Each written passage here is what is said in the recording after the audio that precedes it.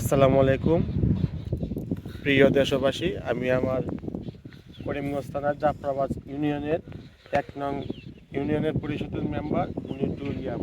আমাদের কৃষি বিষয়ে একটু কথা বলবেন, দেখি উনি কী বলেন। বিসমিল্লাহির রহমানির রহিম। আসসালামু আলাইকুম। আমার কথা হচ্ছে আমি দুইবারের মেম্বার। আমি কৃষির দিকে যা উন্নয়ন হয় এই পরামর্শ মানুষের দিয়ে আমি নিজেও করি।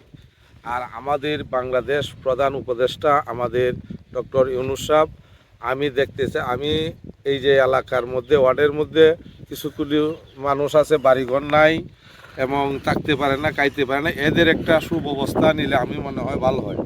আর আপনি যে কার্যক্রম করতেছেন এটা আমাদের জন্য মঙ্গল, আমাদের জন্য ভালো লাগতেছে। আমরাও এটা সুদৃষ্টিতে দেখি, আমরাও একটু সাহায্য করব, কিন্তু আপনি এলাকার গরিব গাঙ্গালরে নিয়ে একটু ভাবেন কি করলে কি হবে, সুন্দর হবে। আসসালামু আলাইকুম।